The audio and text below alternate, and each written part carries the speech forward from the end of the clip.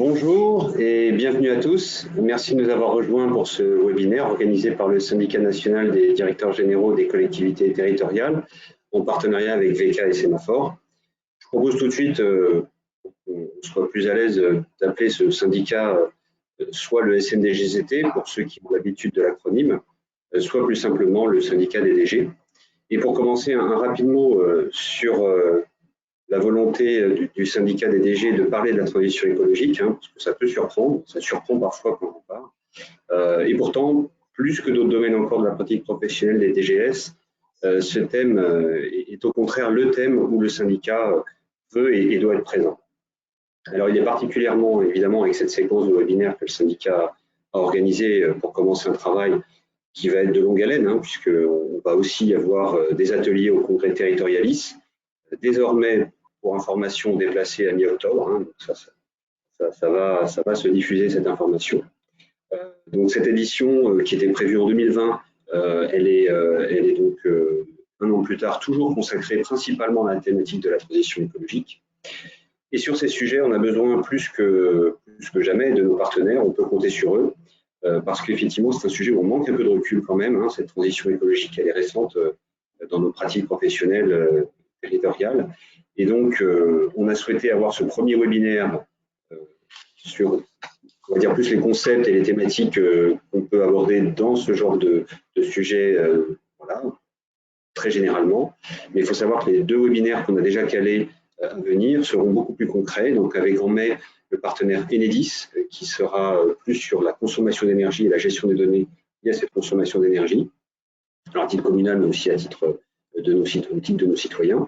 Et puis en juin et juillet, on aura, ce sera Veolia qui sera le partenaire porteur de cette thématique, des expériences plus sur le traitement des déchets. Voilà, donc je ne vais pas revenir sur la crise sanitaire, on y est tous, mais ça a quand même rappelé la puissance des acteurs territoriaux dans un contexte de rupture et face à l'impératif d'innovation.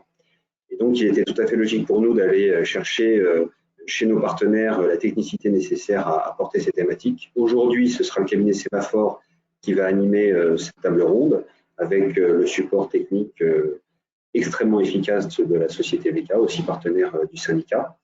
Et voilà, donc je donne la parole évidemment à Eric Maisonneuve qui va nous animer cette table ronde. À vous, Eric. Bien, merci Xavier. Bonjour à toutes et à tous. Alors, je vais me présenter très brièvement. Donc, Eric Maisonneuve, moi, je vais être effectivement l'animateur de ce webinaire qui va être structuré en deux grands temps. Un premier temps avec une table ronde à 3 voix. Je vais commencer par Xavier Boisvert qui vient d'ouvrir cette séquence. Xavier, vous êtes directeur général des services de la ville de Mordel dans l'agglomération rennaise et par ailleurs vous représentez plus particulièrement aujourd'hui le SN des GCT. Dans cette table ronde, nous aurons également l'intervention de Julien Dossier, qui est expert en stratégie post-carbone, qui vient de vous faire coucou, qui pourra intervenir sur des éléments liés à la mobilisation. Enfin, je ne peux pas découvrir son sujet, mais vous allez voir avec une approche assez innovante.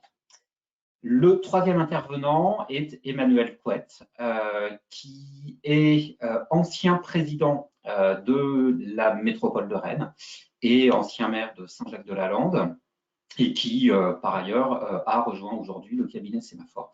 Donc, nous travaillons tous les deux ensemble régulièrement. Cette table ronde va durer à peu près 45 minutes. C'est l'idée pour que nous ayons un temps d'échange du même ordre de grandeur. Pour que vous puissiez intervenir, réagir, poser des questions, éventuellement témoigner. Petite particularité, c'est que compte tenu du nombre, nous sommes 150 aujourd'hui, la dernière de nos écrans, vous n'avez pas la possibilité de prendre la parole.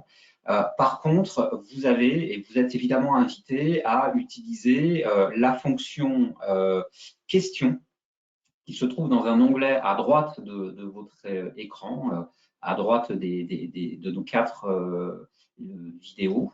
Et donc, vous allez pouvoir là contribuer sous quelque forme que ce soit. Comme je le disais, ça peut être des questions, ça peut être des interrogations, ça peut être des témoignages, ça peut être des éléments de débat. Et ce que je vous invite à faire, c'est de ne pas attendre l'ouverture du temps de débat pour commencer à alimenter ce fil. Et évidemment, dans le temps d'échange, nous allons reprendre l'ensemble de vos contributions pour nourrir ce débat. On va maintenant rentrer vraiment dans le vif du sujet. On parle de transition écologique et climatique. Bon, on est tous d'accord, ce n'est pas un sujet nouveau, ce n'est pas un sujet récent. Ce qui est peut-être nouveau, c'est qu'on parle de plus en plus d'urgence. Ce que je trouve intéressant, c'est peut-être de prendre un peu de recul historique. J'ai fait un peu d'archéologie et j'ai découvert qu'en 1824, par exemple, le principe d'effet de serre a été découvert par Joseph Fourier, mathématicien, physicien célèbre. Donc, on voit que cette question de l'effet de serre, si on appréhende la transition écologique uniquement par cet angle, est loin d'être récent. Début des années 70, c'est le Club de Rome, c'est le rapport Meadows, alors, qui a été décrié à l'époque, mais qui aujourd'hui fait plutôt quand même unanimité. Un rapport qui s'appelait les limites de la croissance, qui posait déjà un certain nombre de jalons qui sont toujours d'actualité, voire encore plus d'actualité aujourd'hui. 79, première conférence mondiale sur le climat, ce qu'on appelle la COP, hein, la conférence des parties, c'est la première, donc à l'aube des années 80. 88, création du GIEC, hein, le groupe d'experts internationaux sur le climat. Bon. Donc, on voit que cette prise de conscience, elle est là, elle n'est pas récente, qu'elle s'accélère, et notamment que les rendez-vous internationaux s'intensifient et que les engagements des acteurs s'amplifient, en particulier des collectivités locales. Ça va être notre sujet d'aujourd'hui. Pour ouvrir cette table ronde, j'ai envie de dire, on voit qu'il faut faire plus, avec plus d'acteurs, plus vite, et puis sans tout sortir d'une dimension qui est un peu anxiogène. Qui est certainement antinomique avec la capacité à agir. Donc, en fait, tout le sujet qui va nous intéresser maintenant, c'est de se dire justement comment on avance, comment on mobilise, comment on agit sur cette transition écologique. On va commencer par une petite séquence vidéo de un tout petit peu plus de 3 minutes. Et puis ensuite, Julien Dossier, qui intervient dans cette vidéo, va prendre directement la main pour commenter, expliquer ce que vous aurez vu dans la vidéo.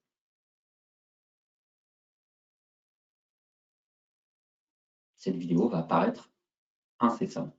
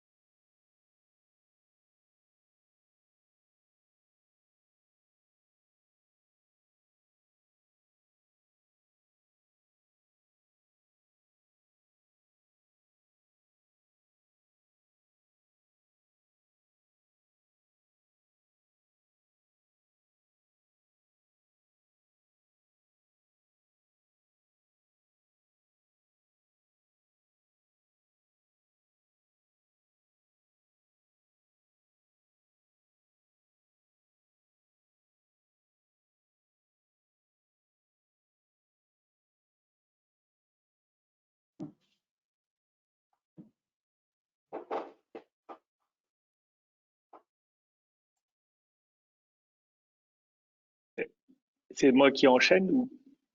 Oui, Julien, c'est bon. Enchaînez. Ah, voilà, bonjour. Et donc, cette vidéo a été tournée a été tournée à Arles dans le cadre du festival Agir pour le vivant, un festival qui était piloté par Actes Sud notamment. Actes Sud qui a publié mon livre qui s'appelle Renaissance écologique. Je ne sais pas si vous voyez apparaître dans les petites vignettes. Et le propos introductif là, que vous avez pu voir motive une action pour enrayer une dynamique à l'œuvre. Et on peut se demander où nous pouvons agir face à ça. Et c'est là où j'ai utilisé Renaissance écologique, donc une fresque inspirée de la Renaissance, que je vous montre maintenant, qui va nous servir à piloter cette extrême urgence. Donc on a devant nous un temps qui est déjà écrit. Et nous avons passé là le mandat on démarre tout juste le mandat 2020. C'était un extrait du rapport de neutralité carbone que j'avais coécrit pour la mairie de Paris. Et dans ce mandat 2020-2026, on a déjà une partie qui est écoulée. Il ne nous reste que 357 mois pour atteindre la neutralité carbone.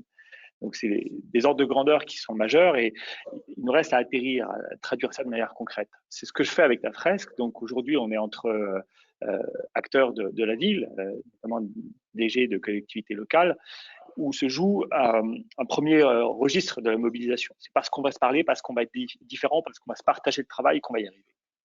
Et ici, une question d'organisation, justement, de la solidarité dans les territoires. Et vous avez la main, vous, sur cette animation des territoires dont vous êtes les directeurs généraux. Les élus avec lesquels vous travaillez sont aussi sollicités pour des mariages.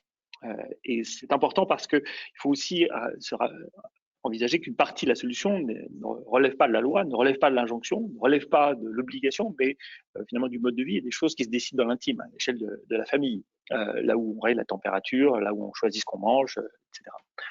Et puis, il y a aussi d'autres formes d'action qui relèvent du choix éthique ou moral, de certains qualifiant de spirituel, voire religieux, en tout cas d'un choix de valeur, tu ne pollueras point, qui va nous amener à construire, concevoir aussi autrement. Notamment ici, on sait qu'on va devoir bâtir à partir de bois, on va devoir entreprendre la rénovation des bâtiments, on va devoir transformer la façon dont on mesure la richesse, dont on la partage, transformer également la façon dont on utilise nos temps collectifs. Et là, la culture nous manque avec la pandémie, mais elle nous permet, quand on a l'occasion de se retrouver, de consolider nos valeurs communes, nos références, nos ambitions, et puis également les pratiques. C'est dans les festivals qu'on a appris à utiliser les gobelets à usage multiple et non pas unique, et les toilettes sèches, etc. C'est une question de changement d'usage qui interroge notre rapport à la propriété avec l'économie circulaire, la mutualisation, etc. Donc, nos références culturelles évoluent et en pratique, nos modes de vie changent. C'est une question d'éducation. Les plus jeunes autour de nous sont en mobilisation forte et attendent de nous aussi une transmission et un espoir.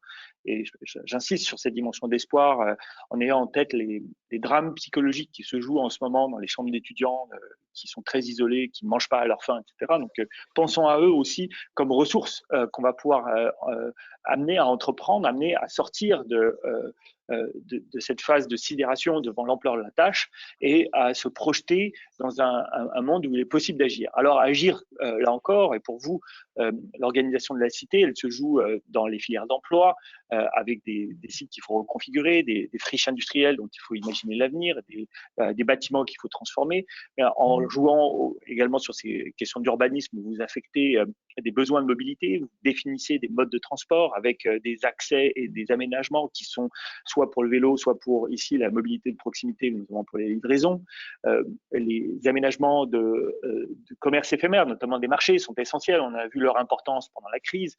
Et puis des aménagements de sécurité alimentaire, notamment. On a perçu l'importance d'avoir accès à des réserves alimentaires et pouvoir mettre en culture rapidement les zones que nous considérons comme paysagères, mais qui peuvent devenir productives, des zones où on se retrouve, où on partage également des transmissions. Le vélo n'est pas limité à la ville, même si évidemment c'est dans la ville qu'il a le plus de sens, là où on a des distances plus courtes à parcourir, mais avec la mobilité avec assistance électrique, on peut parcourir des distances plus longues. Inspirons-nous de ce qui se passe aux Pays-Bas, on a une densité de pistes cyclables beaucoup plus forte qui change la pratique. Également, pensons à l'évolution de notre parc automobile. Et là aussi, c'est une revitalisation des garages qui se dessine pour pouvoir transformer les véhicules en circulation, pouvoir retirer les moteurs thermiques et les remplacer par des moteurs électriques. Ça, c'est aussi une façon de revitaliser les territoires productifs. On en vient à la production alimentaire avec un immense enjeu de transformation des méthodes de production, des modes de production vers l'agroécologie qui ici se révèle beaucoup plus riche comme capacité à créer de la valeur pour les paysans qui, rappelons-le encore, vivent mal, mangent mal parce qu'ils dégagent trop peu de revenus de leur activité. Là, on voit des pistes, notamment avec l'énergie, mais aussi les matériaux de construction, mais aussi la fibre qu'on utilise dans le textile, des rappels que l'agroécologie, dans sa pluralité, est un levier pour recréer de la valeur dans les territoires. Dans les modes extensifs, on va rééquilibrer la présence de l'homme, de la faune, de la flore. Dans les territoires, on va aussi repenser la place qu'on va réserver à l'énergie. On doit éviter de reproduire l'expérience des biocarburants où on s'est engagé dans une expansion géographique des cultures énergétiques au détriment des cultures alimentaires. Ici, quand on va déployer en masse l'éolien et le solaire, pensons à des territoires qui sont adaptés, en priorité artificialisés ou des toitures, mais quand il est nécessaire de se déployer sur des territoires naturels, pensons à l'équilibre avec la biodiversité. Donc c'est une approche globale qui doit nous mener ici à repenser finalement notre place sur la nature, dans la nature et cet équilibre. Je repense à l'édito que j'avais écrit pour le festival Agir pour le vivant et j'insiste sur le terme pour. Nous ne sommes évidemment pas en train d'agir contre le vivant, mais pas non plus en train d'agir avec le vivant, où le vivant est à notre service. Ici, on est en train de replacer cette vision dans un cadre plus grand où on est potentiellement submergé par des forces qui nous dépassent, là c'est les océans, mais aussi entreprendre des transformations de notre appareil de production, notamment la flotte maritime qui véhicule 90% de nos ressources. Les forêts sont également des ressources qui sont hyper importantes aujourd'hui pour l'avenir, avec des matériaux de construction, des matériaux d'isolation, mais aussi la pharmacopée, des loisirs de proximité, de la biodiversité. On partage l'eau également, on voit que cet équilibre entre les différents usages dont on va avoir de plus en plus besoin, avec des épisodes climatiques de plus en plus compliqués. Et tout ça nous ramène finalement à la position dans laquelle vous êtes, vous, à l'échelle de la commune, qui nous rappelle l'importance de la bonne gouvernance avec ce principe qui vient encore de la Renaissance. Hein. C'est une fresque qui est un calque sur la Renaissance. Cheminer sans peur et librement, travailler et semer, tant qu'une telle commune maintiendra ce bon gouvernement, vous êtes protégé des malheurs. Et j'insiste ici pour montrer qu'on a, avec ce propos dessiné, très simple, accessible à tous, et on pourra revenir là-dessus dans les échanges, un outil de coordination. Et c'est en ça un outil de gouvernance, parce qu'on va pouvoir déployer ce même outil dans plein de milieux différents. Vous avez reconnu dans différents milieux dans lesquels vous habitez, des milieux denses, des milieux ruraux, et on va pouvoir déployer cette fresque de cette manière-là. Donc, c'est un des enjeux qui se joue aujourd'hui et que je suis ravi d'aborder avec vous. Alors, on a vu cette fresque. Oui. On a vu cette fresque, on a vu cette inscription finalement dans le temps. Tout à l'heure, vous disiez il reste 357 mois pour agir, hein, oui, dans le cadre des objectifs de l'accord de Paris. Alors justement, le calendrier qui est devant nous, comment est-ce que vous le voyez? On peut là encore se servir de la fresque pour répondre à cette question de la planification. Parce que dans la fresque, on a la partie basse qui relève des usages finalement d'une distance assez courte dans le temps, avec des choses qu'on peut activer en moins d'un an. Rencontrer quelqu'un, tomber amoureux, se marier, ça se fait dans l'année.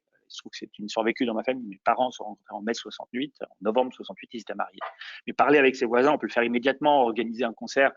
Certes, c'est compliqué en mode sanitaire, mais à l'extérieur, on peut faire des choses. Et puis, en tout cas, organiser en famille, de la pratique musicale, on peut le faire. À Marseille, ça se monte en quelques jours. Reconvertir une pelouse pour en faire une zone maraîchère, ça se fait en 60 jours. Et on peut choisir immédiatement de basculer chez Enercop ou d'autres coopératives ou d'autres fournisseurs d'énergie renouvelable. Ça se fait instantanément. Donc là encore, 0-1 an, c'est l'amorce. C'est ce qu'on peut faire immédiatement en mode dégradé et faisons-le. Parce qu'en parallèle, on doit entreprendre des projets de transition qui sont typiquement ceux sur lesquels vous avez matière à vous exprimer, à prendre des décisions en tant que DG de collectivité territoriale. C'est des questions d'aménagement des sols, des questions d'organisation des systèmes de transport, des questions d'occupation de l'espace public, de partage de l'espace public, de filières de recyclage, de zones et d'équipements de recyclage, d'équipements en éclairage public, etc. Donc là, on est dans un temps qu'on maîtrise aussi parce que c'est des projets qu'on connaît et on sait ce qu'on peut faire en 5 ans. On sait qu'en 3 ans, on arrive à transformer des sols agricoles en terres biologiques. Et vous voyez la rencontre du jaune et du bleu. Finalement, le jaune, c'est la demande, le bleu, c'est l'offre. Et la rencontre de l'offre et de la demande produit du vert. À long terme, on a la possibilité de mener des chantiers de transformation de grande échelle qui nous mettent sur la trajectoire de la neutralité carbone. Et là, j'insiste sur les 10 premières années qui nous mènent jusqu'à 2030 finalement. C'est ce pas de temps qu'il faut absolument réussir parce que c'est à la condition d'avoir réduit effectivement nos émissions. Alors, on souhaiterait que ça soit 60% comme l'a voté le Parlement européen, 55% comme l'a validé la Commission européenne, beaucoup plus ambitieux en tout cas que le texte qui est actuellement en discussion au Parlement. Donc, vous, en tant que DG de collectivité territoriale, vous avez la main. C'est sur vous que finalement repose le plus grand espoir parce que vous allez être les opérateurs de cette transition. Et donc, c'est ce que je développe moi plus largement dans le livre et je vous encourage, si vous voulez, à mettre à scanner le code, le QR code qui est là pour accéder au site renaissanceécologique.fr sur lequel vous pouvez poursuivre l'expérience et voir d'où vient cette fresque, etc. Mais là, on a un véritable enjeu de mobilisation collective. Bien, je crois que le message est clair. Il y a à la fois un enjeu de mobilisation collective et puis il y a un séquencement dans le temps. Hein. Vous proposez ces 3 phases finalement. La première phase à court terme sur les usages avec des actions très concrètes que vous avez pu, dont vous avez pu témoigner. Une deuxième phase sur la première étape de transformation des infrastructures qui renvoie effectivement sur des compétences en particulier d'aménagement. Et puis, une deuxième phase de transfo des infrastructures encore plus profondes. Tout ça dans un calendrier de 10 ans. Je crois ce qui est intéressant maintenant, alors vous avez évoqué les DG qui sont là présents. Peut-être avant de voir ce rôle-là, qui sera le 3e temps de notre table ronde, c'est de faire un petit détour par l'échelon politique et de voir notamment comment des élus peuvent s'emparer du sujet, peuvent se mettre en mouvement. Alors évidemment, je me tourne vers Emmanuel. Hein. Ouais, vous avez été pendant un mandat le président de Rennes Métropole. Je crois que ce qui est intéressant, c'est de voir quand on préside aux destinées d'un territoire de cette taille, de cette dimension, et quand on a la possibilité de mobiliser finalement une diversité d'acteurs, eh bien, qu'est-ce qui fait qu'on se met en mouvement, comment on appréhende ce sujet, et puis comment est-ce qu'on arrive à concrétiser et à avoir des effets concrets. Bien, merci Eric. Bonjour à toutes et tous. Donc effectivement, j'ai ce matin une double casquette. Je vais m'exprimer essentiellement au titre d'ancien élu, mais je suis depuis quelques mois maintenant au sein des équipes de Sémaphore dans des fonctions de conseil auprès des organisations publiques. Mon point de départ, ce sera de revenir en quelque sorte sur les 20 dernières années, très rapidement je vous rassure, en ayant constaté dans mes fonctions d'élu cette montée progressive à l'agenda politique, en quelque sorte, de la question du développement durable, du défi climatique, et avec une accélération extrêmement nette ces dernières années dans la prise de conscience, à la fois dans la prise de conscience des élus, des administrations, et dans la prise de conscience des citoyens, notamment depuis la COP 21. Et ce qui me frappe au cœur de mon propos, c'est aujourd'hui une forme de consensus sur les objectifs, à toutes les échelles. L'Union européenne, modulo ce qu'a dit Julien Dossier à l'instant sur je veux dire, les écarts de pourcentage entre les différentes instances de l'Union européenne, mais globalement, à l'échelle européenne, à l'échelle nationale et même à l'échelle du territoire, il y a un consensus objectif, il n'y a plus vraiment de climato-scepticisme, et les parties prenantes s'entendent assez rapidement sur la nécessité d'agir. Et si je prends les documents qui rassemblent en quelque sorte à l'échelle locale ces ambitions, les PCAET, les plans climat, en général, ils sont assez ambitieux et en général, ils font l'objet d'un vote très majoritaire ou quasi unanime dans les instances. Et pourtant, parce qu'il y a un mais, ce sera le cœur de mon propos, il y a un décalage entre les objectifs affichés, de mon point de vue, les moyens mobilisés, et du coup, déjà quelques années après le vote de ces documents, des écarts entre les effets attendus et puis la réalité des premiers résultats. Comme s'il y avait en quelque sorte une difficulté à embrayer et comme s'il y avait un décalage en quelque sorte de rythme entre les nécessités imposées par l'urgence climatique et puis la capacité de mise en action des organisations publiques et notamment des collectivités locales. Et donc, je vais juste en 2 ou 3 mots parler du plan climat de Rennes. Il est ambitieux, il est, j'allais dire, comme le sont à peu près tous les plans climat des grandes métropoles aujourd'hui.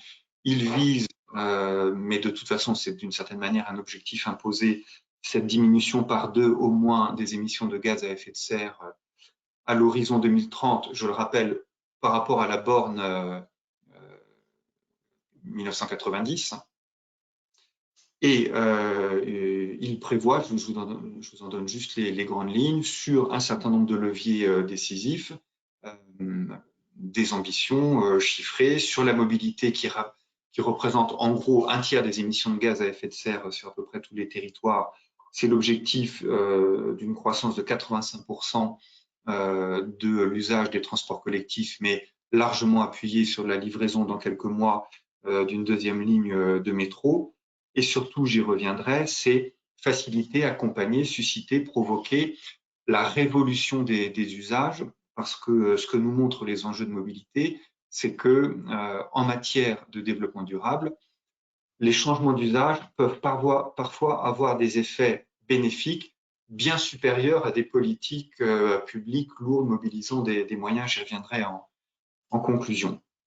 Et donc, révolution des usages, c'est effectivement de s'attaquer à la question de la voiture solo, qui est le point nodal en quelque sorte des difficultés en la matière. Sur le logement, juste deux objectifs, mais beaucoup d'autres territoires les reprennent.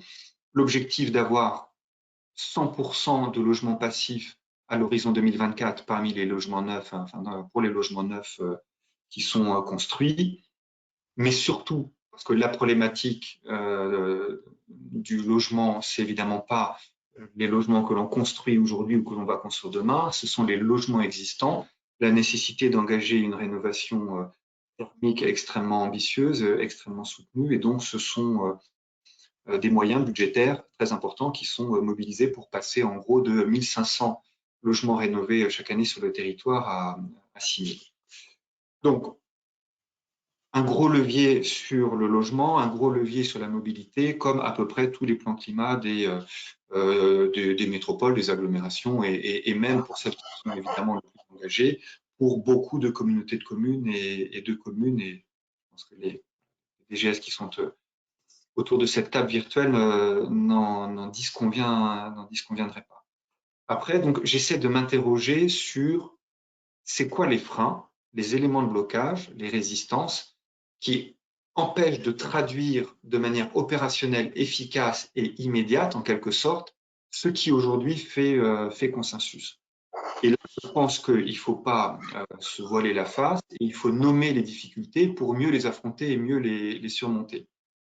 Il y a un premier sujet qui est évidemment un sujet budgétaire et financier, c'est-à-dire que cette borne à moins 50% des EGS à 2030, c'est une borne qui implique des ruptures. Ça ne peut pas être simplement des inflexions, des amplifications. Ça implique à tel ou tel endroit, de mon point de vue, des ruptures. Et il faut dire qu'en la matière, les moyens publics qui sont à mobiliser sont importants. Je vais prendre deux exemples très concrets.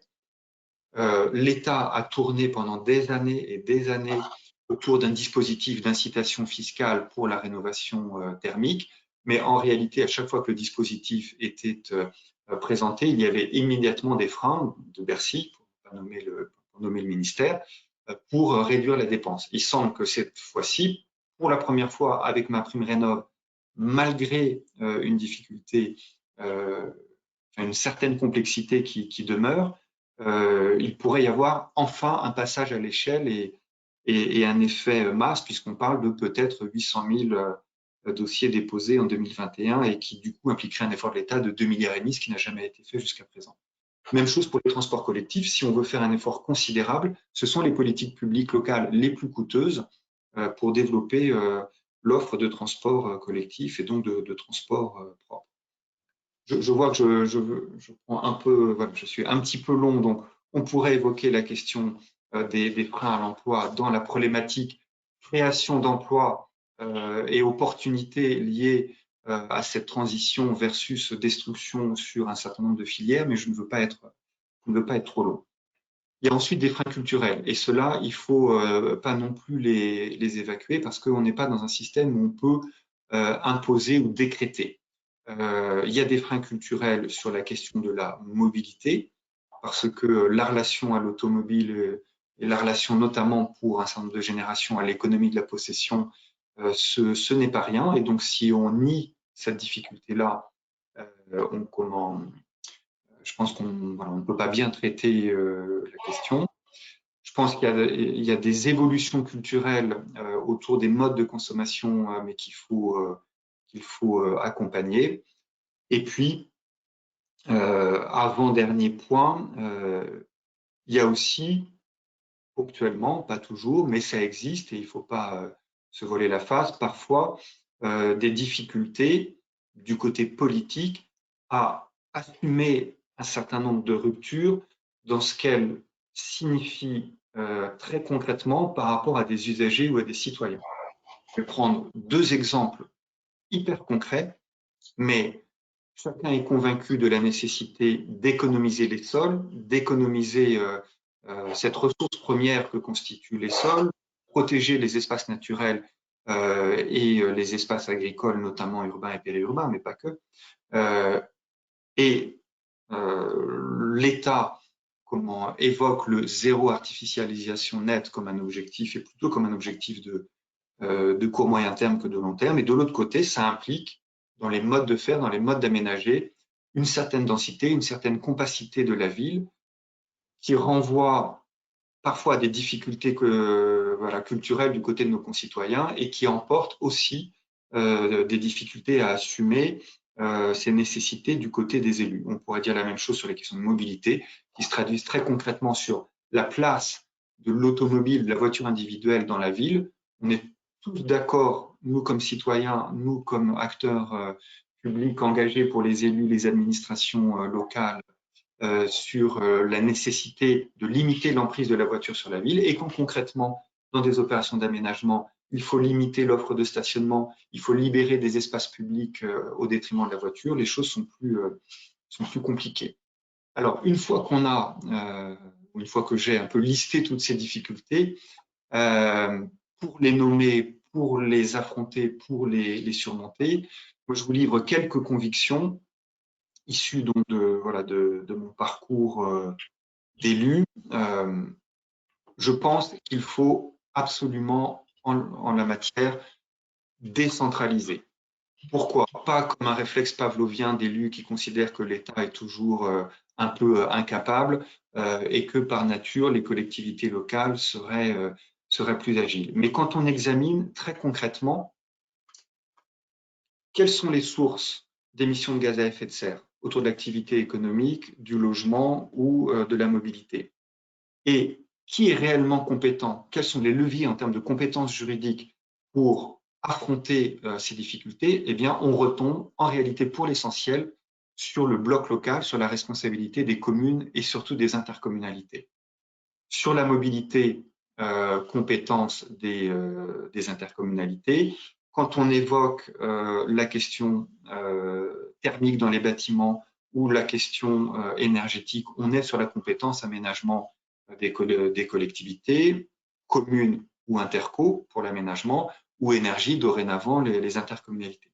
Donc il y a déjà une première raison pour moi, c'est que ceux qui aujourd'hui ont les vrais leviers opérationnels à disposition en droit et en moyens, ce sont les collectivités en général, et c'est notamment le bloc local, commune et intercommunalité. Il y a une deuxième raison pour moi, c'est que aujourd'hui, la légitimité pour faire ensemblier entre les acteurs publics, les acteurs privés, les entreprises et les citoyens, c'est la légitimité locale et notamment celle des maires, c'est-à-dire que l'État aujourd'hui n'est plus en capacité de travailler cette triangulation acteurs publics, acteurs privés, citoyens de manière efficace, et seuls les élus locaux, pour moi, le sont concrètement, les élus locaux, les collectivités locales, les administrations locales. Et puis, dernier élément, et puis j'ai été long, j'en termine là, pardonnez-moi, aussi parce que la question des initiatives locales et de la proximité, elle est décisive. C'est-à-dire que la capacité de conviction, d'entraînement, d'appui aux initiatives locales, elle est quand même bien celle des collectivités de premier niveau que sont les communes et les intercos. Et ma conviction, mais d'une certaine manière, Julien Dossier l'a évoqué, c'est qu'il faudra demain, pour réussir ces transitions, combiner et articuler à la fois des politiques publiques puissantes, bien dotées budgétairement, et ce qu'on appelle la révolution des usages, voilà, terminologie qui est largement employée en matière de déplacement, de mobilité, mais qu'on pourrait étendre à beaucoup d'autres pans des politiques publiques. Et donc, si on veut combiner les deux, c'est quand même bien en proximité que ça se fait, et c'est quand même bien dans la rencontre entre ce qui va être un mouvement ascendant des citoyens, des communautés locales qui sont le plus à même de favoriser ces changements d'usage, rencontre de ce mouvement ascendant avec des politiques publiques locales puissantes. Pardon d'avoir été long. Bien, merci. On voit que la capacité d'action des collectivités est importante à travers la diversité des compétences, mais au-delà de cette capacité à agir, c'est surtout le poids, je crois, que vous avez souligné, et le fait que finalement, les vrais leviers sont vous l'avez dit, en droit et en moyens dans les mains du bloc local. Peut-être avant de passer à la dernière intervention, une toute petite question complémentaire sur la mobilisation des acteurs et le rôle. Alors, vous l'avez évoqué rapidement, mais peut-être de se dire jusqu'où la collectivité peut aller pour pouvoir mettre en mouvement et franchir les différentes étapes. J'en profite juste pour inviter les participants à poser des questions, alimenter le débat qui suivra tout à l'heure. N'hésitez pas, il y a déjà quelques contributions, mais évidemment, on en espère beaucoup plus. Alors, la question de la mobilisation de tous, c'est-à-dire les acteurs et les citoyens, elle est évidemment absolument décisive. D'abord, il faut rappeler, et on l'oublie toujours un peu, que les plans climat, ce ne sont pas les plans climat des collectivités locales, ce sont les plans climat du territoire. Et donc, normalement, il y a une dimension, mais qui est parfois insuffisamment traitée, qui est de s'intéresser aussi et de mobiliser aussi les acteurs privés et d'appuyer les initiatives locales. Ensuite, moi, je partage juste deux convictions complémentaires pour être aussi court que possible.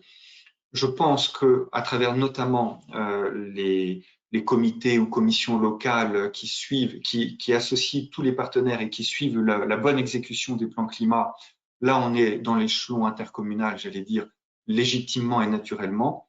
Mais ma conviction, c'est que si on veut entraîner les citoyens et créer ce mouvement puissant de changement par les usages, c'est d'abord à l'échelon communal. Voilà, c'est un ancien président de PCI qui le dit, même si j'ai été également maire pendant 2 mandats, mais je crois qu'à cet endroit-là, les communes ont un rôle absolument décisif à jouer, les administrations communales et les équipes municipales. Et puis la deuxième conviction, c'est que, alors je trouve que de ce point de vue-là, le débat public évolue de manière heureuse, c'est que, bien entendu, il faut raisonner en termes de sobriété, en termes de, cas échéant, j'allais dire, de limites plus raisonnables pour se déplacer, pour consommer. Mais, j'allais dire, l'écologie au sens plein, entier et littéral du terme ne peut pas être seulement une écologie de la sobriété, de la frugalité, de la limitation, en quelque sorte. Et je pense que ce qui se joue aussi, c'est la capacité à montrer de manière pédagogique qu'on peut développer une vision positive, j'allais quasiment dire heureuse et joyeuse, de nouveaux modes, j'allais dire de nouveaux modes d'appréhension de l'espace, d'appréhension de la ville, y compris, pour ce qui me concerne en termes de conviction, c'est vraiment une référence forte, quand on regarde ce que dégagent les ambiances dans les villes de pays qui sont plus avancés que nous, notamment dans le nord de l'Europe, ces ambiances apaisées, ces rythmes plus maîtrisés, un caractère d'une certaine manière assez raisonnable et raisonné, plus que raisonnable d'ailleurs, du développement, eh bien ça produit de la qualité de vie, ça peut produire du bonheur, de la joie, des choses positives, alors qu'il y a encore trop souvent, voilà, une image, une idée un peu, voilà, un peu différente véhiculée de l'écologie urbaine, on va dire les choses comme ça. Bien, merci. Alors, on voit l'avis d'un ancien élu, des convictions. Je me tourne virtuellement vers Xavier maintenant pour voir justement comment un DGS s'empare du sujet, mais au-delà de ça, surtout, c'est finalement quel est le rôle d'un DGS dans cette grande affaire de la transition environnementale et énergétique. Est-ce que le DGS est un chef d'orchestre? Est-ce que c'est un animateur? Est-ce que potentiellement, je m'excuse par avance, c'est un censeur parce que les marges de manœuvre financières des collectivités sont aujourd'hui très différentes de ce qu'elles ont été et le seront peut-être encore davantage demain sans être catastrophiste. Voilà, j'aimerais évidemment que vous puissiez témoigner de votre regard, mais aussi de votre expérience.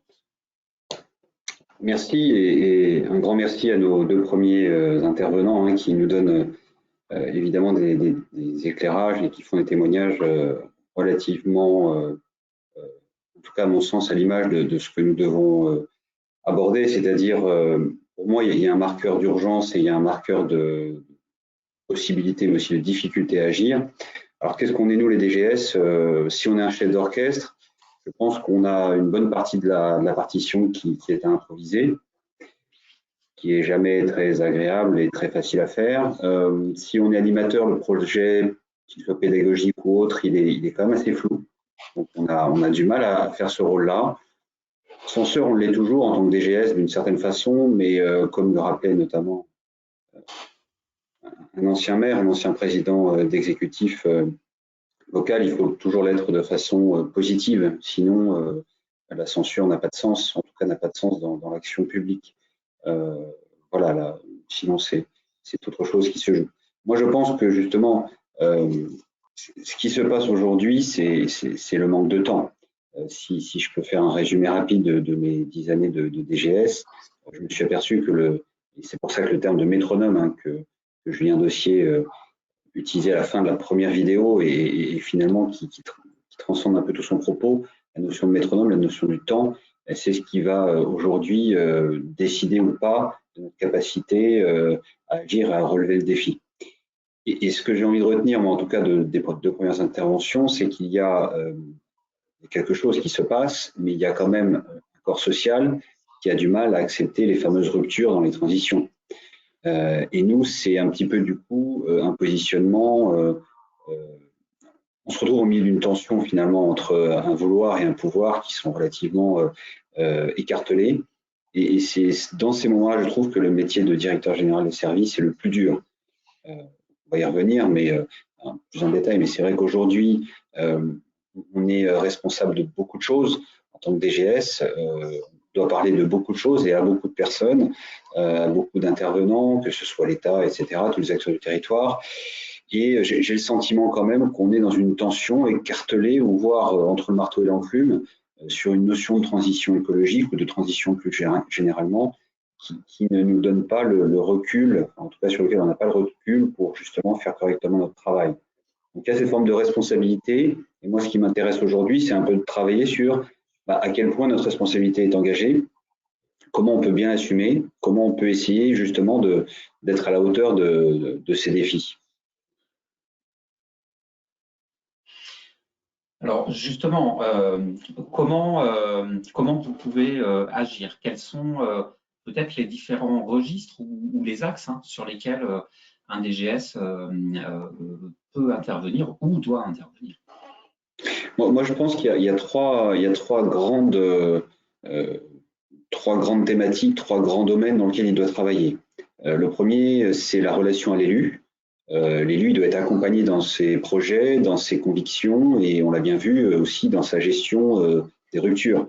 Il faut arriver à conseiller les élus, et c'est vraiment un enjeu majeur en tant que DG sur une thématique comme celle-là. La deuxième grande thématique, la deuxième grande famille de questions à poser pour moi, c'est celle évidemment de l'administration, qu'il faut arriver à convertir à la transition écologique, c'est quand même pas rien, et je dirais ça partout et dès que c'est possible. Et je pense enfin que le rôle du DGS, et ça rôle le responsable local, et nous en sommes, c'est vraiment de procéder, de participer, de favoriser l'alignement des acteurs du territoire. Je vais y revenir rapidement à la fin de mon propos, mais c'est vraiment cette troisième dimension que je trouve la plus à la fois intéressante et nouvelle, parce que là, on sort un tout petit peu du cadre habituel, à mon avis, du rôle d'un DGS, en tout cas tel qu'il s'est construit dans les décennies précédentes.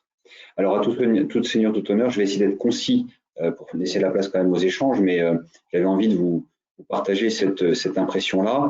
Il y aura beaucoup de DG dans nos participants, essentiellement des DG. Moi, j'ai le sentiment qu'on doit accompagner nos élus, les conseillers, et ça implique une montée en gamme sur la culture de la transition. Alors, pour mon cas particulier, un peu en mode témoignage, mon maire à Mordel m'a gentiment et sympathiquement confié cette mission-là de monter une mission de transition sur la commune.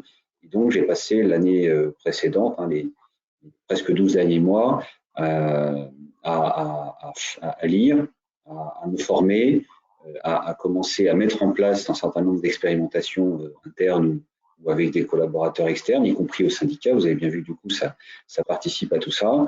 Et je m'aperçois qu'on a un énorme retard. On a un énorme retard sur ces sujets-là.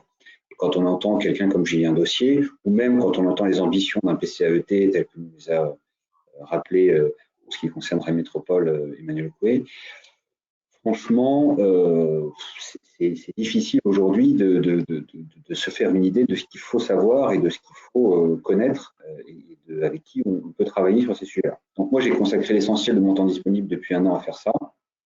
J'ai été aidé dans la construction de ce webinaire avec vous tous parce que justement, là, il y a vraiment une culture à acquérir et à faire vraiment descendre chez les collègues. La deuxième grande thématique dont je parlais, c'est le métier de DGS. Alors, parfois, c'est la première, selon certains, c'est quand même de piloter l'administration. De ce point de vue-là, il y a tout un apprentissage aussi, donc c'est ce que j'avais commencé à imaginer au travers du Conseil des élus, tout un apprentissage des agents, des structures, des collaborateurs, des partenaires, des gens avec qui on est en contrat aussi, parce qu'on a lancé un certain nombre de marchés publics de longue durée, où comment on fait évoluer un cahier des charges. C'est pas si simple que ça quand c'est gérer une piscine ou un équipement ou un service public de longue durée comme des mobilités. Donc voilà, il y a toute une acculturation de notre système. Et pour ce qui concerne Mordel, tout simplement, on a été dans la facilité, on a été chercher en créant le poste un chargé de mission expérimenté, cas, j'y reviendrai un petit peu s'il y a des questions et je vous incite vraiment à nous poser les questions que vous vous posez. Donc, on va regarder ça là, tout de suite après. Mais effectivement, il y a vraiment un enjeu de compétences que je voulais intégrer. Et donc, on a été recruté un chargé de mission. C'est un coût en estimant que, un, c'est un coût de politique publique. Donc, voilà, c'est logique de mettre les moyens derrière une politique publique. Mais deux, ça va générer aussi, à mon avis, des économies, alors soit d'échelle sur un certain nombre de sujets, soit d'économies circulaires, justement, hein, de mieux comprendre nos besoins, de mieux analyser les capacités du territoire à répondre à ces besoins, et du coup, des économies, on va dire, espérées, mais qui ne sont pas fondamentalement ce qui va financer le poste. Ce qui va financer le poste, c'est précisément l'idée que c'est connecté à des politiques publiques, à des ambitions de politique publique. Enfin, je terminerai là-dessus, quelle que soit l'ampleur des enjeux, il faut qu'on soit bien conscient que la collectivité, elle est loin d'avoir toutes les cartes en main. Elle est très très loin d'avoir des cartes en main en ce qui concerne ces sujets-là. Et donc, ne serait-ce que le bloc communal, intercommunal, il faut que la commune travaille avec le PCI et que les chefs de file départementaux et régionaux soient aussi sur le sujet, mais aussi tous les partenaires privés, toutes les chambres consulaires, l'État. Bref, on a une myriade d'acteurs à faire converger dans un même objectif. Et je crois beaucoup à la capacité des communes, en l'occurrence, ou des EPCI, quand c'est leur compétence, d'aller mettre tout le monde autour de la table sur un ou des sujets, sur un ou des projets, et avoir la capacité finalement à aligner tout le monde par justement cette cohérence des moyens, cette cohérence des lectures de ce qu'est le territoire à un moment donné et par rapport à des enjeux identifiés. Voilà. Donc ça, c'est les grands enjeux que moi j'ai identifiés. Ça fait un peu, j'ai envie de dire, dans ces sujets-là, j'ai souvent l'impression de faire un quiz Miss France ou de parler en tant que sélectionneur de l'équipe de France, bref. Mais c'est vrai que pour moi, la clé, c'est vraiment jouer le collectif. Julien Dossier dit, et il a totalement raison de le dire, il faut faire système. Moi, j'aime bien hein, son ouvrage là-dessus, et c'est pour ça que vraiment j'ai tenu à ce qu'il nous donne cette envergure dans notre propos d'aujourd'hui. Il y a un besoin et une difficulté à faire système. Dans son ouvrage, il y a 24 chantiers identifiés. Je pense que c'est le minimum. Il ne faut pas réduire, parce que sinon, on passe à côté de l'essentiel et les vrais critères de pertinence, ils sont là. Mais surtout, le vrai critère de pertinence pour moi, c'est le temps. Et donc, cette notion de métronome, j'ai envie de dire métronome 3.0, il faut arriver à le mettre en commun et agir en synergie. Donc, si j'ai une conclusion à mon propos, qui lui-même est assez long finalement, je dirais ça, arriver à, en tant que DG, à la fois accompagner les élus, à piloter notre administration et à aligner les acteurs d'un système territorial ou même au-delà, par justement du projet, mais qui s'inscrit dans un temps, et le temps, il commence à vraiment nous manquer. Il était urgent de faire ce webinaire et d'autres à venir. Je vous rends la parole, cher Eric. Bien, merci beaucoup. On voit que finalement, il y a quand même un fil conducteur, ou si je peux me poser une conclusion très rapide et superficielle, c'est que il y a quand même, c'est une vraie course contre la montre. Il y a cette question du temps, de l'urgence, course contre la montre, mais en même temps, il faut faire système, il faut jouer collectif. Alors, quand on est amateur de sport, notamment de vélo, ça peut être contradictoire de jouer collectif et de faire un contre-la-montre. Mais je crois que c'est ça qui est vraiment intéressant, enfin, et qui doit du coup permettre de mettre en mouvement, c'est de s'atteler à ce paradoxe pour en faire quelque chose de positif. On a un petit peu débordé sur les prévisions, mais pas trop. Il nous reste 35 minutes, hein, puisque ce webinaire se terminera à midi.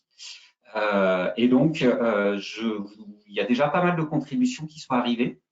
Donc, on va ouvrir évidemment la table ronde et puis continuer. N'hésitez pas à intervenir par ce vecteur de la question ou de la proposition. On a peut-être une première question. J'ai bien envie de commencer par celle-ci qui est très générale et du coup qui s'adresse à vous trois, messieurs, qui est le cerveau humain est-il en mode court terme? Et donc, le politique est-il vraiment sur le long terme? Je crois que c'est intéressant de revenir sur cette question effectivement de temporalité, de revenir sur finalement une question qui est individuelle, qui nous concerne tous, qu'on soit DGS, qu'on soit acteur ou qu'on soit élu. Peut-être Julien, pour commencer, parce que c'est aussi au cœur de l'approche. Oui, je pense que on est à la fois court terme et long terme, c'est-à-dire qu'il y a un vrai déficit, une vraie difficulté à se projeter, à imaginer ce que représente cette transition. C'est vraiment pour ça que moi j'ai tenu à travailler sur une image, parce que je pense qu'on a besoin de supports qui vont nous aider à spatialiser, à représenter, à situer, à décrire ce qui est devant nous. Et par cet exercice, on voit que le monde de demain, le monde de 2050, il est largement déjà existant. Donc, c'est une adaptation du monde qui est devant nous. On ne va pas faire tabula rasa. Donc, de ce point de vue-là, le monde de demain n'est pas si différent. Donc, on a l'impression que c'est loin, mais en fait, c'est déjà du court terme. Et ça, c'est une interprétation de court et long terme. Mais en même temps, le déficit de planification ou le flot de l'urgence nous amène à agir sur des temporalités très courtes où là, on peut perdre le fil, on peut perdre cette vision d'ensemble et on peut perdre justement le lien avec les chantiers qu'on doit entreprendre, etc. Donc pour moi, ce qui se joue à travers cette question de la tyrannie du court terme, et je vous encourage aussi à relire le discours de McCarney, le précédent gouverneur de la Banque d'Angleterre, qui a publié un texte remarquable qui s'appelle La tragédie des horizons, et qui montre vraiment qu'on a une difficulté à valoriser les projets dans le temps long et à les concevoir dans le temps long. Et ce qui se joue, c'est notre capacité à planifier. Et pour planifier et dépasser cette tragédie du court terme, je pense qu'on a besoin d'outils, et d'outils qu'on va pouvoir partager. J'insiste sur le partage et la distribution des outils pour que nous puissions agir à grande échelle. On a évoqué différents outils de gouvernance territoriale, et on pourra revenir dessus peut-être sur la question de la synchronisation qui me semble aussi importante que la planification. Bien. Et Emmanuel ou Xavier, est-ce que vous souhaitez réagir sur ce ou apporter aussi votre regard? Alors, de manière relativement brève, on a pas mal de questions de contribution. Emmanuel, sur le côté politique. Pour prolonger ce que vient de dire Julien Dossé et rebondir sur la formulation de la question, ce qui est sûr, c'est que les élus ont le même cerveau que les fonctionnaires territoriaux et que les citoyens. Pourquoi est-ce que je dis ça? C'est que les élus, ils sont dans des contradictions d'exigences de temporalité qui ne sont pas si différentes que celles qui nous traversent, nous tous comme individus, ou nos corps sociaux, enfin, nos communautés. C'est-à-dire qu'il y a une conscience aiguë aujourd'hui, me semble-t-il, de ce qui est souhaitable et nécessaire. Et il y a parfois une difficulté à passer à l'acte, y compris, Julien évoquait tout à l'heure la question de l'intime, c'est-à-dire qu'à un certain moment, ça renvoie à des choix de pratiques individuelles sur les modes de déplacement, de pratiques individuelles sur les modes de consommer. Et dans l'action publique locale, eh bien, il faut parfois, on est en réalité, je vous livre ma conviction un peu bout de décoffrage, on est en réalité plus souvent face à des résistances que face à un mouvement des citoyens qui nous pousse et qui nous appuie. Il y a une très grande visibilité médiatique notamment de toutes ces initiatives citoyennes qui vont dans le bon sens et qui d'une certaine manière poussent les élus et les administrations locales. Mais en réalité, on voit bien aussi que quand on se heurte quand on ne va pas assez vite, c'est souvent qu'on se heurte à des résistances. Donc, on a le même cerveau, on a les mêmes contradictions intrinsèques, et au bout d'un moment, eh bien, c'est à la fois affaire, côté élu administration, de courage, de mobilisation et d'énergie, et puis côté citoyen, de savoir vraiment soutenir et vraiment valoriser toutes les belles initiatives, et elles sont nombreuses, et en même temps, savoir affronter et surmonter des résistances parce qu'elles sont nombreuses aussi. Alors, vous aviez justement, il y a une autre question, je pense, qui est dans le sillage, mais qui vous vais adresser plus directement à DG. C'est l'acculturation de l'administration à la transition écologique prend du temps et parfois peut se heurter à la réalité d'un certain cloisonnement des services. comment une mission transition, même rattachée au DGS, a-t-elle la légitimité pour faire évoluer en profondeur les pratiques, les modes de faire et puis les esprits? Oui, c'est une belle question que je me pose effectivement moi-même là, parce que mon chargé de transition, je viens de le recruter, il arrive que le 3 mai. Donc, je vais être totalement transparent, ça reste une question. Juste avant, pour conclure sur la partie le cerveau, qui me semble être une excellente et suprême question, il faut savoir que ce sera le sujet d'introduction du prochain congrès, puisqu'il est prévu de faire intervenir un neurologue et un philosophe sur justement, on va dire, un témoignage sur comment fonctionne le cerveau, justement pour appréhender la notion de transition. C'est pas neutre et c'est même, à mon avis, fondamental. Mais effectivement, ce que nos intervenants ont dit me paraît résumer l'essentiel. Pour ce qui est de la dimension, comment l'aborder en organisation, bah ça c'est propre à chaque organisation, on est bien d'accord. Ce qui me semble essentiel, c'est ce que le maire m'a demandé et ce que j'ai évidemment organisé de façon très précise, le rattachement suffisamment haut et suffisamment clair de cette mission de transition dans le système pour que ça irrigue et que ça concerne tout le monde. Donc, comme n'importe quelle mission d'audit, alors il faut savoir que je suis un ancien auditeur dans mon précédent métier pour le compte d'un ministère, je pense que l'idée c'est d'afficher un projet, c'est d'afficher une ambition, qu'elle soit politique ou administrative, en tout cas du niveau de la direction générale. Ça rejoint une autre question d'ailleurs qu'on me pose sur comment peut-on faire évoluer les achats publics en intégrant du développement durable ou toute autre question d'ailleurs. Hein. Moi, je suis particulièrement impliqué sur la question des marchés publics. Certains me connaissent de ce point de vue-là, voilà, avec une autre casquette plus associative. Mais effectivement, moi, je suis extrêmement impliqué sur ce sujet-là, y compris au syndicat d'ailleurs. Et je pense et je crois que tout tient dans la définition d'une stratégie, dans la définition aussi dans une communication interne qui énonce clairement les choses. On veut ça, et on se donne les moyens de ça. Et donc, pour en revenir à la transition, nous, le chargé de mission, il sera sous ma responsabilité.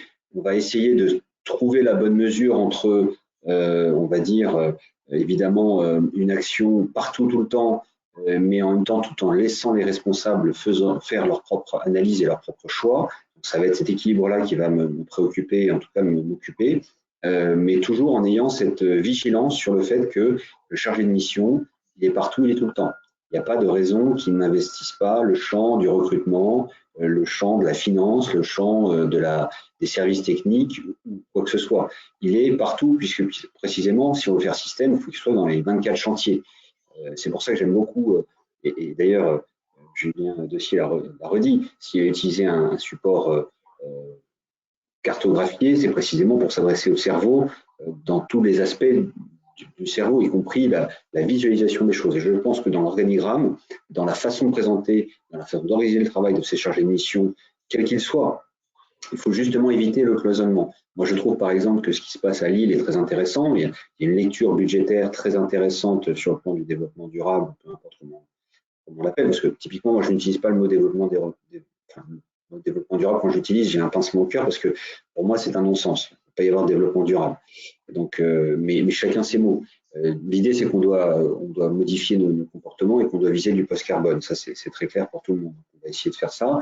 Et donc, à Lille, par exemple, ils ont une vision très budgétaire, très contrôle de gestion. Ça me parle, je suis contrôleur de gestion. Et en même temps, j'imagine que d'autres vont dire, bah oui, mais c'est une lecture budgétaire. Donc, c'est arriver à irriguer tous les aspects en même temps, simultanément. C'est vraiment pour ça que j'ai fait appel à Julien Dossier aujourd'hui, parce que je pense que c'est faire système. Alors, Julien, peut-être rebondir là-dessus. Oui, je pense que on a une question de dessin partagé avec une homophonie, hein, des dessins de SIN et des dessins de SEIN. Et moi, je suis frappé en ce moment de la crispation du débat. Je trouve qu'on a vécu là une séquence désastreuse avec l'alimentation dans les cantines, question très terre à terre, et avec des noms d'oiseaux qui ont circulé, et un débat complètement crispé, avec des visions qui sont devenues de plus en plus irréconciliables. Et ça m'inquiète. Ça m'inquiète parce que on n'est pas en train de rassembler la nation, on n'est pas en train de recréer justement cet élan qui va nous permettre de nous projeter au-delà de la pandémie, de refaire société. Et Et j'ai pu observer que quand on est devant ce dessin, qui est derrière moi, là, vous voyez, eh bien, ces objections, ces crispations tombent. Parce que il y a tellement de choses qui sont représentées là-dedans que c'est beaucoup plus facile d'y trouver sa place. Donc, on est moins en situation de défensive, en se disant, bah, c'est pas pour moi cette affaire. Quand on trouve sa place dans ce dessin, eh bien, yen, c'est plus facile de participer au dessin yen. Et cette représentation, elle est fédératrice, elle aide à créer du collectif. Et en plus, elle est rassurante et elle apaise parce que, comme il y a tellement de choses à faire, on sait qu'on ne va pas pouvoir tout faire. Donc, forcément, elle induit la notion de collaboration au sein des équipes, mais aussi entre les territoires. On voit bien que ce n'est pas en ville qu'on va faire pousser les céréales qui vont nous faire la farine dont on va faire le pain, qu'on mange tous les matins en allant à la boulangerie. Donc, on sait qu'on va devoir dépendre d'autres territoires pour lesquels on va pouvoir mobiliser des sols. Et vice-versa, dans des territoires plus ruraux, ce n'est pas les premiers endroits, même si c'est de plus en plus possible, ce n'est pas les premiers endroits où on va faire du vélo. Donc, sortons de cette opposition entre ville et campagne. Cherchons plutôt à maximiser les contributions avec une forte intensité de notre contribution. Là où nous sommes, là où nous pouvons agir, utilisons les moyens qui sont à notre disposition. Et si on part de cette position où on va chercher à contribuer là où nous pouvons à un dessin plus global, à un destin global, ben je pense qu'on peut y arriver. Ok. On ne t'entend pas, Eric. Oui, excusez-moi, mon micro s'est coupé. Oui, vos deux interventions, à travers elles, vous avez répondu à un ensemble des questions, effectivement, qui avaient été posées. Au-delà de la question du rôle et de la mise en mouvement du DGS vis-à-vis on va dire, du mur des consciences et du risque de sectorisation. Vous avez aussi évoqué effectivement une question qui était posée sur les achats et comment est-ce qu'en termes, on a des stratégies d'achat public, une question sur ce volet-là. Et puis, il y avait également une question sur le recrutement d'un chargé de mission et sa place et le risque d'être isolé ou comment se joue la transversalité. On a d'autres interrogations. Je pense que je vais plutôt me tourner vers Emmanuel dans un premier temps, où on voit qu'il y a une question autour de la notion du temps et où la question, je la lis, c'est les élus regardent souvent la notion du temps de retour sur investissement des projets écologiques durables et mettent parfois les externalités positives au second plan des priorités budgétaires locales. Et une question qui est liée pour partie, qui est la politique partisane locale ne vient-elle pas polluer, voire freiner l'action, notamment par exemple quand un parti comme Europe Écologie Les Verts est dans une majorité composite d'un exécutif ou dans une minorité. Bon, on voit que cette question-là de l'approche et des mouvements politiques et de leur position vis-à-vis de cette question-là. Alors, je répondrai peut-être pas vraiment à la seconde question parce que j'ai aujourd'hui quitté la vie publique. Je peux juste dire effectivement que l'une des conditions de réussite, c'est que les consensus locaux soient les plus larges possibles. J'enfonce une porte ouverte. C'est évidemment le cas dans une assemblée, qu'il s'agisse d'un conseil municipal ou d'un conseil communautaire, mais plus encore qu'il y ait un consensus du territoire et de l'ensemble des acteurs du territoire.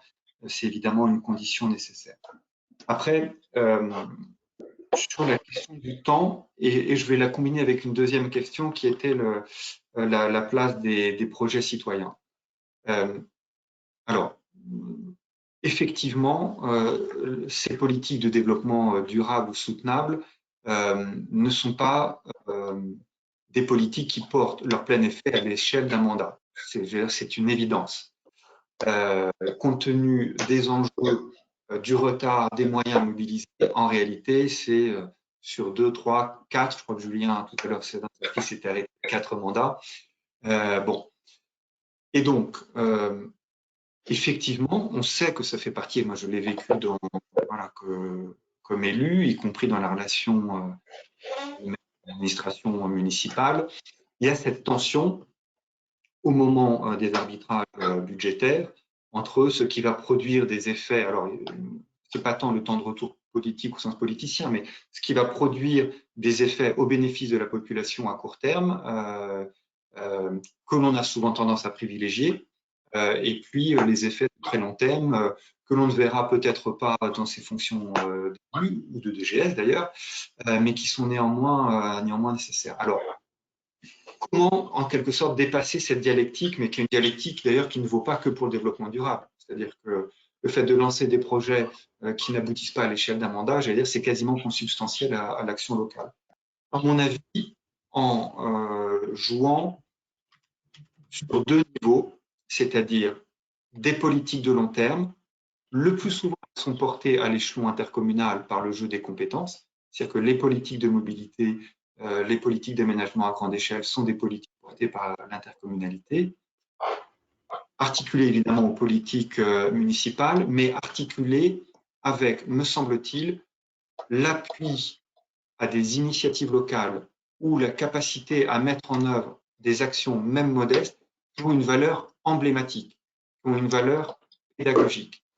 C'est-à-dire que, bien entendu, quand on évoque, comme c'est le cas dans la question, l'association des acteurs à la gestion des parcs, la création autour de l'agriculture urbaine, le foisonnement de toutes les initiatives locales, bien sûr que si on raisonne par rapport à l'impact sur les effets de gaz à effet de serre, c'est totalement marginal, voire, allez, disons-le, quasiment nul. En tout cas marginal, par rapport aux grandes politiques systémiques portées par les intercos. Mais vraiment, ça a une valeur, de mon point de vue, emblématique d'accélération de la prise de conscience, de représentation d'autres modes de faire, d'autres modes d'occuper, d'autres modes de vivre la ville, qui, elles, vont accélérer la révolution des usages, qui, elles-mêmes, combinées aux politiques publiques, peuvent amener le vrai changement. Et c'est pour ça qu'il ne faut pas dénigrer ou galvauder toutes ces micro-initiatives. Il faut être lucide sur le fait que ce n'est pas ça qui permettra d'atteindre des objectifs par rapport aux effets de gaz à effet de serre, mais il faut être vraiment ouvert et positif parce que c'est le foisonnement de l'ensemble de ces micro-initiatives, comment additionner les unes aux autres, valoriser, qui permettra cette accélération des changements de comportement et des nouveaux usages. C'est ma conviction en tout cas. Bien. Julien, il me semble que sur ces sujets-là, même si vous n'êtes pas élu, mais votre posture de conseil, finalement, et d'expert, vous donne un point d'observation, je pense, intéressant sur le sujet. Qu'est-ce que vous pouvez nous en dire? Oui, en fait, je voudrais faire part d'une expérience avec les plans d'adaptation au changement climatique. Vous avez peut-être eu à piloter ce genre d'exercice. Et pour moi, c'est symptomatique d'une question d'organisation en fait du travail collectif au sein des exécutifs et au sein des services dont vous avez la charge. Parce que, et là je rebondis sur la question précédente, par construction, une majorité répartit des postes dans l'exécutif en fonction de la coloration politique. Et ensuite, on donne des mandats à chaque élu en fonction de délégation. Et par construction, on crée des silos.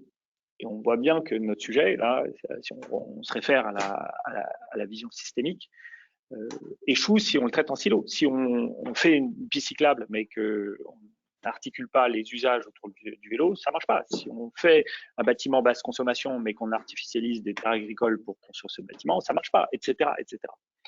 Donc, à l'échelle des services, vous êtes dans une position particulière parce que vous, en particulier, vous êtes en mesure de retisser les fils. Là où le politique les a éclatés, vous voulez rassembler. Donc ça, c'était un premier point au sein de la collectivité. Et puis le deuxième, je crois qu'on est amené à aborder des questions sur la ruralité aussi, Eric, qui me semble aussi poursuivre cette interrogation sur le lien. Parce que c'est une autre expérience que j'ai eue avec Paris. On voit bien que pour atteindre la neutralité carbone de Paris, la surface intramuros ne va pas suffire. Donc, on est devant un chantier majeur de coordination et de coopération territoriale entre des collectivités qui vont devoir s'entendre.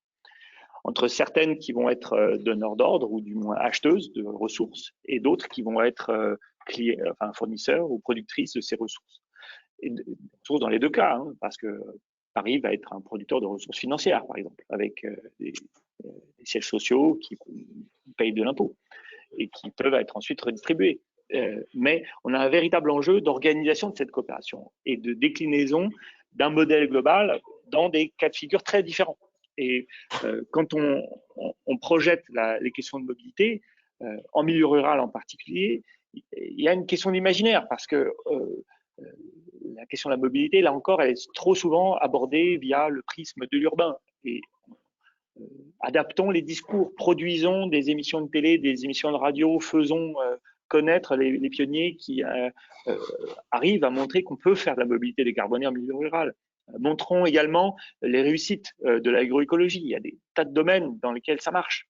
Et bizarrement ou trop tristement, ce ne sont pas les exemples qu'on utilise quand on fait venir les ministres ou on veut mettre en scène justement ce qui se passe dans les campagnes.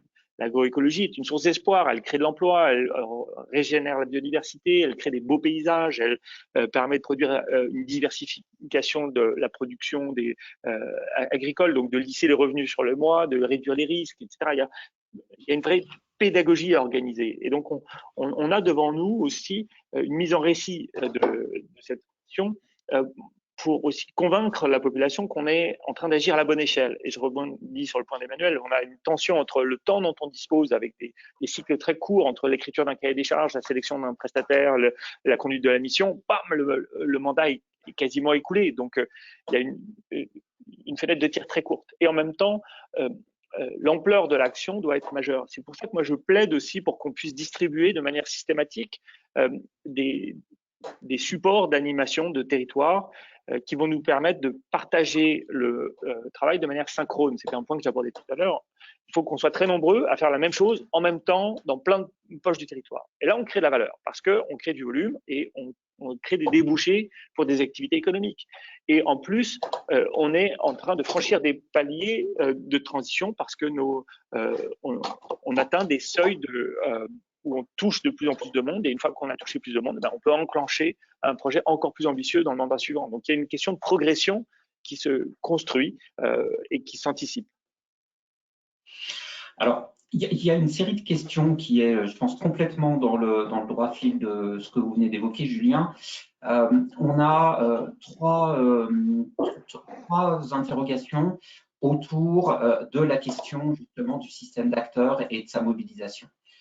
Une première question, je vous l'ai dit, c'est faire écosystème ne suppose-t-il pas de repenser de manière radicale nos modes de gouvernance et nos processus décisionnels, qui notamment l'intelligence collective et la gouvernance partagée dans les pratiques des collectivités.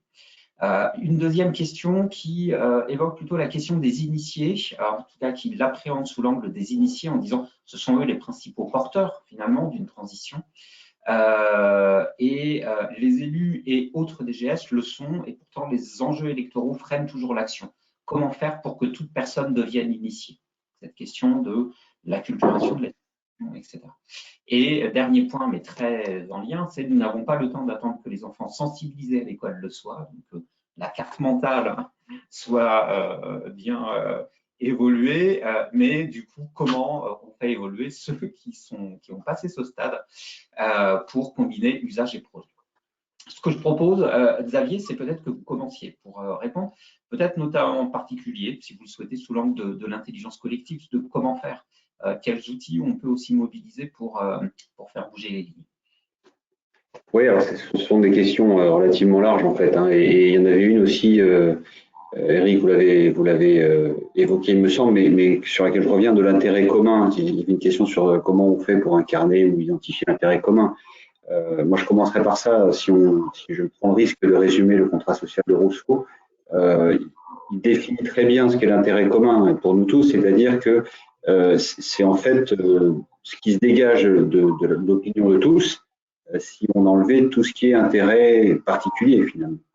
Et à cela, j'ajouterais ma philosophe préférée, Simone Veil, qui dit finalement, on se trompe beaucoup quand on analyse Rousseau, enfin quand on regarde cette idée d'intérêt commun, de l'intérêt général dont on parle souvent dans nos collectivités, y compris en tant qu'agent public, parce qu'on oublie qu'il faut deux conditions pour pouvoir le faire. Déjà, il faut que l'espace-temps de l'expression de cet intérêt commun ou cet intérêt général soit réel.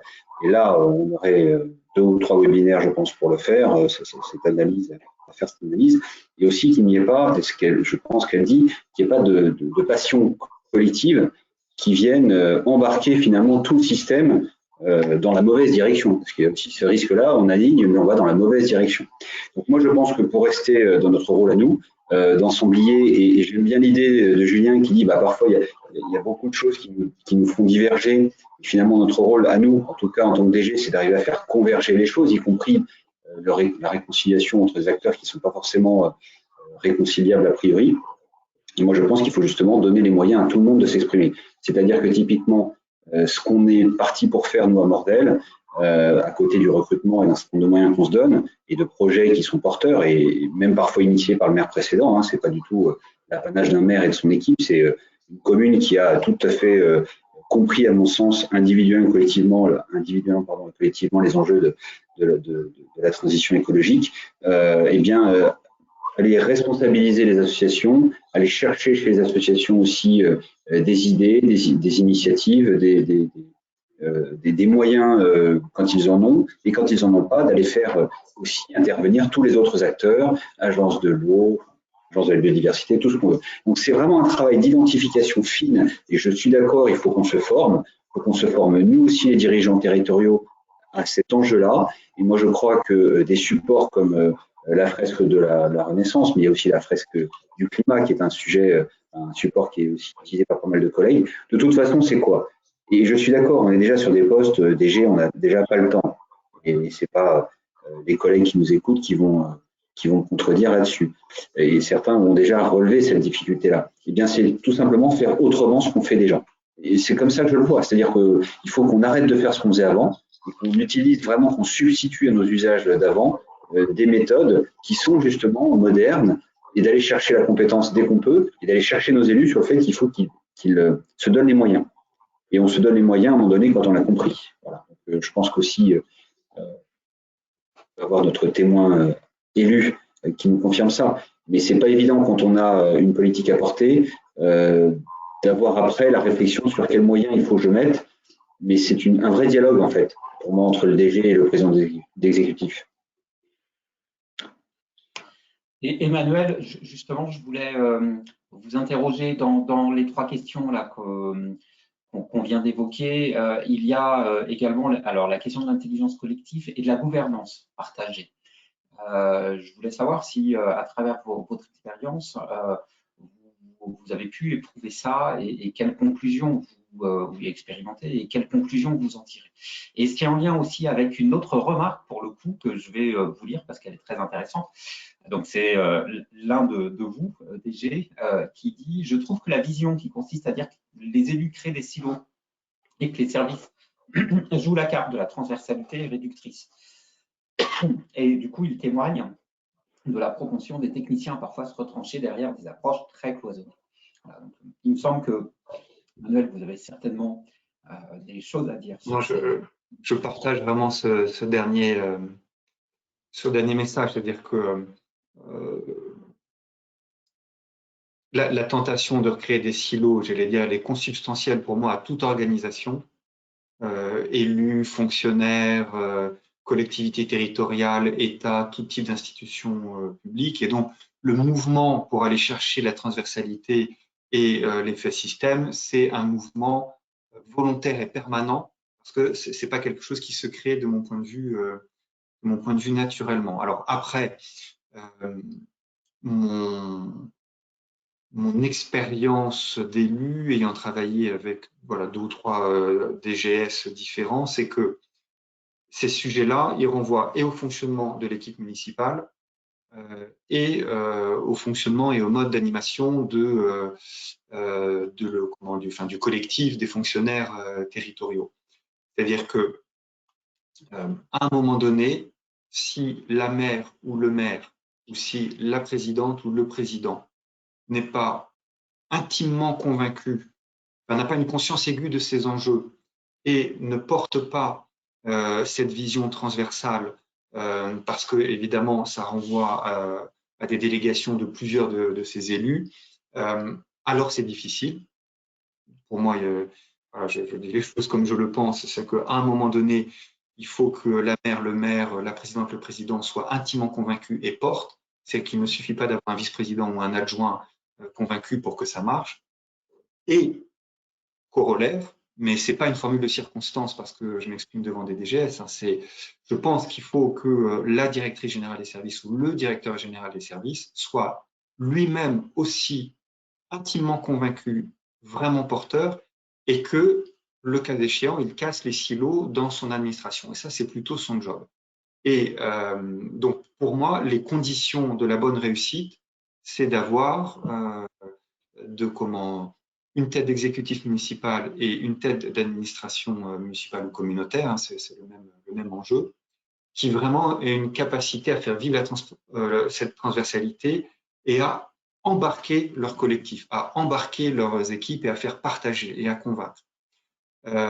Bon, là, j'enfonce des portes ouvertes peut-être, mais ça me paraît, enfin, à l'épreuve des faits, c'est quand même bien ça qui fonctionne autour du binôme malgré tout. Et il y a un second sujet de gouvernance, et là, je me permets d'y insister, ça va être très rapide, c'est que pour moi, la gouvernance la plus importante, c'est la gouvernance du territoire non limité au périmètre administratif de la collectivité. C'est-à-dire être capable de mettre en mouvement les entreprises. On l'a peu évoqué aujourd'hui, c'est un vrai sujet. Et puis toutes les associations, toutes les forces vives du territoire. Ça, c'est, moi, encore plus compliqué. Bien. On approche du terme de ce webinaire, mais il reste encore deux questions ou deux groupes de questions qui ont été posés. J'espère qu'on a réussi à traiter toutes vos interrogations. Il y avait effectivement une question sur les territoires ruraux, mais notamment sur les problématiques de mobilité, comment se passer de la voiture individuelle en milieu rural. Mais Julien a évoqué le sujet il y a 5-7 minutes. L'avant-dernière question, et je propose à Julien d'apporter une réponse brève, c'est ne pourrait-on pas imaginer un autre de la ville et du domaine public, en particulier permettant aux citoyens d'être davantage acteurs de leur territoire, par exemple gestion de parcs, culture agricole partagée, fleurissement, etc. Donc cette dimension très participative, opérationnelle. Oui, là, on a plein d'exemples que je trouve très enthousiasmants. Il y a notamment Incredible Edible, les incroyables comestibles, qui ont montré qu'il était possible de fleurir des bacs et non seulement de les fleurir, mais de les rendre comestibles. Et puis, à Nantes, moi, je fais partie d'une association qui gère un compost partagé, un composteur partagé dans un parc. Et au-delà de ça, on voit que l'implication collective des citoyens dans la gouvernance a eu des succès et puis des exemples de financement également, parce que les centrales villageoises en matière solaire ou Bégawatt dans le pays de Bégane montrent que la participation des citoyens au financement et à l'exploitation du parc d'énergie renouvelable, c'est un facteur d'acceptation, c'est un facteur d'accélération. Et on devrait ici s'inspirer beaucoup plus de ce qui se passe en Allemagne. Le phénomène est beaucoup plus grand, beaucoup plus grande ampleur. Il y a le réseau Rescoop à l'échelle européenne qui marche très bien pour l'énergie. Et allons plus loin, je pense qu'on peut envisager la création de fonds d'investissement partagés, de fonds de dotation, permettent aussi aux citoyens d'être co-acteurs de l'affectation de ces fonds, voire d'être cofinanceurs de ces initiatives et donc de s'approprier la chose publique par l'action du quotidien. Bon, merci. Et Xavier, du coup, le dernier sujet, mais en fait, qui est plus un approfondissement, voire même qui est une question assez précise, c'est du coup, considérant que le poste de DGS est très chargé, qu'il y a besoin de compétences nouvelles, de regard neuf, etc., et qu'il y a des jeunes générations qui sont issues d'une diversité finalement de formations qui touchent au développement durable, à la transition écologique, etc., qui sont parfois très spécialisées techniques, d'autres plus sociologiques, d'autres plus sciences politiques. Bref, finalement, qu'est-ce qu'il faut comme type de profil pour avoir un chargé de mission qui joue cette transversalité, qui arrive à passer les cloisons, qui arrive à avoir à faire bouger les consciences, etc., etc. Et ce qui renvoie sur la toute dernière question, qui est plus finalement une confirmation, une conclusion, c'est que le DGS a un rôle clé dans cette transversalité. Oui, tout à fait. Et pour illustrer, en tout cas vis-à-vis des jeunes, je pense qu'il faut vraiment regarder ce que fait Gilles Gary en faisant une remarque comme tout à l'heure. C'est qu'une fois qu'on est DG d'un maire, on l'est à vie. Et même quand il est plus maire et qu'on n'est plus dans la commune, on fait toujours des remarques constructives qui viennent appuyer et qui viennent compléter le propos de son maire. Je pense que c'est ça en fait l'idée, c'est que un DG, pour moi en tout cas, il est intimement lié à la trajectoire impulsée par les élus et à la trajectoire de son territoire. Et donc le bon profil, j'ai envie de dire, peu importe. Moi, je vois des DG qui viennent de partout. C'est justement ce que j'apprécie, moi, dans mon travail au quotidien. Dans les ministères dans lesquels j'ai été à l'État, on a tous à peu près les mêmes profils. Et finalement, on a une forme de monolithisme souvent dans l'approche des sujets. Nous, dans la territoriale, on est d'une richesse absolue. Il y a du privé, du public, il y a des DG qui sont élus, enfin bref, peu importe, on a de tout. Et donc, c'est cette multiplicité qui va faire qu'à mon avis, on va y arriver. Et dans nos structures, moi je pense que, comme on le disait, il faut arriver à trouver le bon tempo, la bonne façon de faire par rapport à son propre territoire, à ses propres enjeux. Moi, j'ai une commune qui aujourd'hui s'y intéresse, ce n'était pas le cas il y a un an. Pas de cette façon-là et pas aussi fort. Mais justement, moi, c'est là-dessus que j'ai envie de conclure, en tout cas, ce webinaire, au-delà du fait que je remercie vraiment nos deux grands témoins, c'est qu'on fait déjà un maximum de choses dans le sujet. On le fait déjà. Je pense qu'il faut arriver à trouver les moyens, chacun, et collectivement aussi, de le faire plus, de le faire plus fort, de le faire plus vite. Et c'est tout l'enjeu. Et je pense que le syndicat là-dessus, il a un rôle à jouer, justement, de mettre en relation les gens, de mettre en exergue les problématiques des personnes qui sont en responsabilité. Et parce que justement, si demain on n'arrive pas à gérer cette responsabilité-là, on va pas y arriver, on va se mettre en danger professionnel. Et donc tout l'enjeu pour moi, c'est d'arriver à vous faire communiquer le maximum d'éléments, le maximum de pistes. Et franchement, je pense que là aujourd'hui, avec nos deux intervenants, on en voit des centaines.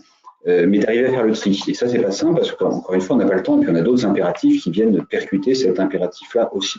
Donc, ma conclusion, c'est qu'il n'y a pas de bon ou de mauvais profil, pas de bon, voilà.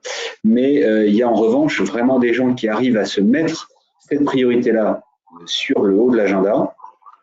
Et si ça n'est pas effectivement le cas de leur territoire ou de leurs élus, eh ben, je pense qu'il en va de leur responsabilité d'y aller, comme de toutes les autres politiques et de tous les autres aspects de l'administration. S'il y a un défaut dans la RH, s'il y a un défaut dans la finance, c'est notre responsabilité que d'aller chercher à colmater les brèches et à remettre le bon niveau de préoccupation et de technicité dans nos services. Voilà, je conclurai là-dessus. Moi, j'avais ce besoin-là de technicité par rapport à un projet, j'ai été le chercher. C'est pas forcément le cas de tout le monde, c'était pas le cas il y a un an. Il faut arriver à coller à l'image que l'on a nous-mêmes de nos points et de nos impératifs. On est un peu débordé? Non, enfin, très légèrement, il est 12h04. Nous arrivons au terme de ce webinaire.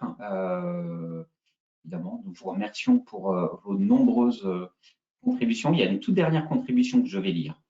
Il faut aussi mettre en mouvement toutes les collectivités publiques ensemble, communes, EPCI, syndicats d'énergie, OPH, etc. Les éventuels clivages politiques ne facilitent pas toujours ce mouvement, mais je pense que c'est aussi ce qui fait l'intérêt à la fois de la fonction d'élu et du métier de DGS, si je peux le conclure. Bien, merci beaucoup. Bonne fin de journée, bon appétit. Et puis, merci à tous. Merci, bonne journée, à bientôt. Au revoir. Bonne journée à toutes et tous, merci beaucoup.